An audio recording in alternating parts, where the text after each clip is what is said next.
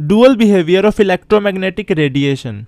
तो ये topic basically हमें ये बताता है कि बहुत सारे साइंटिस्ट ने अपने अपने तरीकों से डिफरेंट टाइप के रेडिएशंस पे एक्सपेरिमेंट्स किए, कंक्लूजन्स फॉर्म किए और बहुत सारी थ्योरीज भी दी। अब इतनी सारी चीज़ें होने के बाद उनके माइंड में एक बहुत बड़ा कन्फ्यूजन क्रिएट हुआ, जो कन्फ्यूजन था लाइट के डुअल बिहेवियर से रिलेटेड। यानी कि एक तरफ कुछ एक्सपेरिमेंट्स के ऑब्जर्वेशंस ये शो कर रहे थे कि जो लाइट है वो वेव नेचर की होती है, बट वहीं दूसरी तरफ कुछ एक्सपेरिमेंट्स के ऑब्जर्वेशंस ये भी शो कर रहे थे कि जो लाइट है वो पार्टिकल नेचर की होती है। तो यहीं पर मेन कंफ्यूजन क्रिएट हुआ था कि आखिर ये जो लाइट है ये एक्चुअली में किस नेचर की होती है।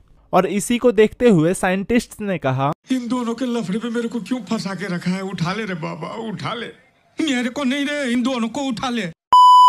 तो अब इसी दुविधा का समाधान करते हुए उन साइंटिस्ट ने ये कंक्लूजन ड्रॉ किया कि जो लाइट है वो डुअल नेचर शो करती है, यानी कि उसका नेचर सिचुएशंस के हिसाब से चेंज होता है। मतलब कि वो कुछ सिचुएशंस में वेव की तरह बिहेव करती हैं और कुछ सिचुएशंस में वो पार्टिकल की तरह बिहेव करती हैं।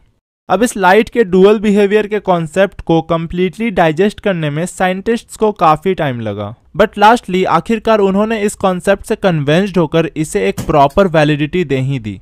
तो चलो अब इससे रिलेटेड हम कुछ क्वेश्चंस देख लेते हैं। Calculate the energy of 1 mole of photons of radiation whose frequency is 5 × 10⁻14 hertz.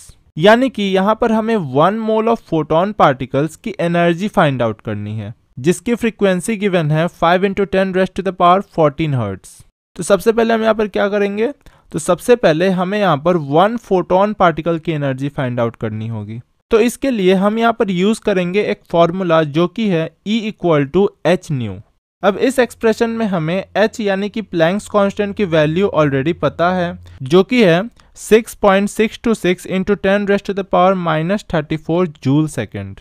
और यहाँ क्वेश्चन में आप देख सकते हैं कि फ्रीक्वेंसी यानी कि न्यू की वैल्यू ऑलरेडी दी हुई है, जो कि है 5 × 10⁻14 हर्ट्ज। तो अब इन्हें मल्टीप्लाई करने के बाद जो 1 फोटोन पार्टिकल की एनर्जी है यहाँ, उसकी वैल्यू पता लग जाएगी। तो अब इसके बाद यहाँ पर 1 मोल ऑफ फोटॉन्स की एनर्जी फाइंड आउट करने के लिए हमें 1 फोटोन पार्टिकल की एनर्जी की वैल्यू से 1 मोल में जितने फोटोन पार्टिकल्स प्रेजेंट होते हैं उसकी वैल्यू को मल्टीप्लाई करना होगा।